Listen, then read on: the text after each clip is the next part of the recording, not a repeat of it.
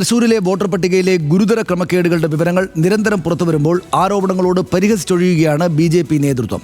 ഫ്ളാറ്റുകളിലെ vote ചേർക്കലിൽ ക്രമവിരുദ്ധത ഒന്നും കാണുന്നില്ല എന്നാണ് BJP സംസ്ഥാന അധ്യക്ഷൻ രാജീവ് ചന്ദ്രശേഖറിന്റെ വിചിത്ര ന്യായീകരണം.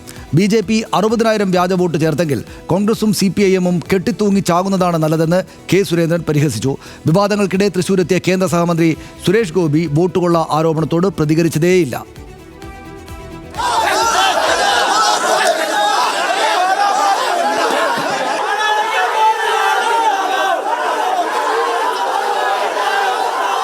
തൃശൂരിലെ വ്യാജ വോട്ട് ക്രമക്കേടിൽ പുതിയ വിവരങ്ങൾ പുറത്തു വന്നുകൊണ്ടിരിക്കുന്നു.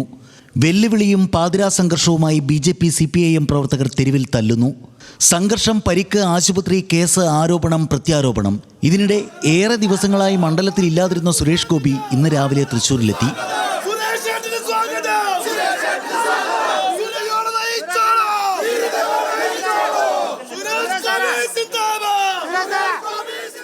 സുരേഷ് ഗോപി എത്തിയിടത്തെല്ലാം മാധ്യമപ്രവർത്തകർ പ്രതികരണം ആരാഞ്ഞു.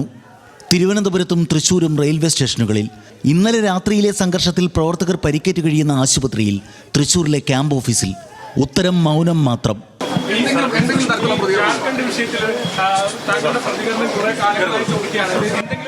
പ്രതികരിക്കാനുണ്ടോ സുരേഷ് ഏട്ടാ? സുരേഷ് ഏട്ടാ, ഈ വിഷയത്തിൽ പ്രതികരിക്കാനാ?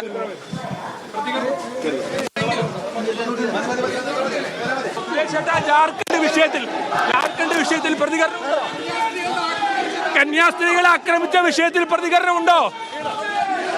കന്യാസ്ത്രീകളെ ആക്രമിച്ച വിഷയത്തിൽ വോട്ടർ പട്ടിക ക്രമക്കേടിനെപ്പറ്റി വസ്തുതയിൽ തൊട്ട് മറുപടി പറയാതെ ഒഴിയുകയാണ് BJP സംസ്ഥാന നേതൃത്വവും. എനിക്ക് ഇങ്ങനെ ഒരു ക്രമവിരുദ്ധം ഒന്നും കാണുന്നില്ല. നിങ്ങളാണ് ഇത് കൺക്ലൂഡ് ചെയ്യുന്നത്. ഗുരുതരമായ ഇഷ്യൂ ആണ്, ഇത് തെറ്റാണ്. നിങ്ങൾ കൺക്ലൂഡ് ചെയ്താൽ ഞാൻ എന്ത് പറയണം? തെരഞ്ഞെടുപ്പ് കമ്മീഷന് പരാതി കൊടുക്കുകയാണ് വേണ്ടതെന്ന് BJP സംസ്ഥാന അധ്യക്ഷൻ. കോൺഗ്രസും CPIM-ഉം പറയുന്നതിൽ പകുതി സത്യവും പകുതി നുണയുമാണ്. 70,000 വോട്ടിനാണ് സുരേഷ് ഗോപി ജയിച്ചത്. അന്ന് പ്രശ്നമാക്കാതെ 1.5 കൊല്ലം കഴിഞ്ഞപ്പോൾ വെറുതെ വിവാദമുണ്ടാക്കുകയാണ്. തൃശൂരിലെ ഫ്ളാറ്റുകളിൽ വോട്ടുകൾ വ്യാജമായി ചേർത്തതിനെപ്പറ്റി പ്രതികരണം ഇങ്ങനെ: ഞാൻ ഇതിൻ്റെ മെറിറ്റിൽ പോകുന്നില്ല. ഇങ്ങനെ എന്തെങ്കിലും ഒരു ഇഷ്യൂ ഉണ്ടെങ്കിൽ നമ്മുടെ സംവിധാനത്തിൽ, നമ്മുടെ ഒരു സെറ്റപ്പിൽ ആരാണ് ഇൻസ്റ്റിറ്റ്യൂഷൻ ഇത് നോക്കേണ്ടത്? അത് കോർട്ടുമുണ്ട്, ഇലക്ഷൻ കമ്മീഷനുണ്ട്. അവിടെ പോയി പരാതി കൊടുക്കുക. കേന്ദ്ര സഹമന്ത്രി ജോർജ് കുര്യന്റെ നയവും മൗനം തന്നെ. തൃശ്ശൂരിലെ സംഭവവികാസങ്ങൾ എങ്ങനെയാണ് നോക്കുക? സുരേഷ് ഗോപി ഇങ്ങോട്ട് വരാൻ സാധ്യതയുണ്ട്. മുൻ സംസ്ഥാന അധ്യക്ഷൻ K. സുരേന്ദ്രൻ വ്യാജ വോട്ട് ആരോപണത്തിനെതിരെ പരിഹാസം ചൊരിഞ്ഞു. 60,000 കള്ളവോട്ട് ഞങ്ങളിവിടെ ചേർക്കുമ്പോൾ കേരളത്തിലെ ഏറ്റവും വലിയ പാർട്ടി എന്ന് അവകാശപ്പെടുന്ന CPM-ഉം ഏറ്റവും വലിയ ജനപിന്തുണയുള്ള പാർട്ടി എന്ന് പറയുന്ന UDF-ന്റെയും പ്രവർത്തകർക്ക് അത് കണ്ടുപിടിക്കാൻ കഴിഞ്ഞില്ലെങ്കിൽ നിങ്ങൾ കെട്ടിത്തൂങ്ങി ചാവുന്നതാണ് നല്ലത്. തെരഞ്ഞെടുപ്പിന് 1 വർഷം മുമ്പേ തൃശൂർ കേന്ദ്രീകരിച്ച് പ്രവർത്തിച്ച പ്രവർത്തകരാണ് മണ്ഡലത്തിൽ വോട്ട് ചേർത്തതെന്നും K. സുരേന്ദ്രൻ. തെരഞ്ഞെടുപ്പിന് 1 വർഷം മുമ്പ് തന്നെ തൃശൂർ കേന്ദ്രീകരിച്ച് താമസിച്ച് പ്രവർത്തിച്ച പ്രവർത്തകരാണ് മണ്ഡലത്തിൽ വോട്ട് ചേർത്തതെന്നും K. സുരേന്ദ്രൻ. പ്രതിരോധിക്കാൻ യാതൊന്നുമില്ലാത്തതുകൊണ്ടാണ് സുരേഷ് ഗോപി മറുപടി പറയാതിരിക്കുന്നതെന്ന് പ്രതിപക്ഷ നേതാവ് VD സതീശൻ. ഞങ്ങളൊന്നും പറയില്ല, ഞങ്ങൾക്ക് ബാധ്യതയില്ല, ആ നിലപാട് ശരിയല്ല.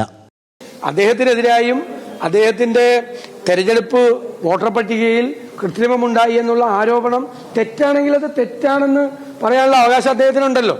അദ്ദേഹം അത് ചെയ്യുന്നില്ല എന്ന അർത്ഥം, അതിന്റെ അർത്ഥം നമുക്ക് മനസ്സിലാക്കേണ്ടത് അദ്ദേഹത്തിന് പ്രതിരോധിക്കാൻ ഒന്നുമില്ലെന്നുള്ളതാണ്. സുരേഷ് ഗോപിയുടെ ഓഫീസിൽ CPIM പ്രവർത്തകർ അതിക്രമം കാട്ടിയെന്നാരോപിച്ച് തൃശൂർ കമ്മീഷണർ ഓഫീസിലേക്ക് BJP സംഘടിപ്പിച്ച പ്രതിഷേധ മാർച്ച് ശോഭാ സുരേന്ദ്രനും K. സുരേന്ദ്രനും ഉൾപ്പെടെ മുൻനിര നേതാക്കളാണ് നയിച്ചത്. മാർച്ചിനിടയിലും പ്രതികരണം തേടി.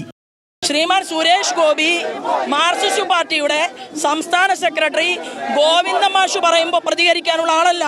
അത് അദ്ദേഹം തീരുമാനിക്കും, പ്രസ്ഥാനം തീരുമാനിക്കും. ആ തീരുമാനിക്കുന്ന സമയത്ത് ഇതുമായി ബന്ധപ്പെട്ടുകൊണ്ടുള്ള സ്റ്റേറ്റ്മെന്റുകൾ ഉണ്ടാകും. എല്ലാ കാര്യത്തിലും സുരേഷ് ഗോപിയെ കൊണ്ട് മറുപടി പറയിപ്പിക്കുക, എന്നിട്ട് അതിന്റെ മുകളിൽ കുഴപ്പമുണ്ടാക്കുക. എന്നിട്ട് സുരേഷ് ഗോപി മറുപടി പറഞ്ഞാൽ കുഴപ്പം, മറുപടി പറഞ്ഞാലേ കുഴപ്പം.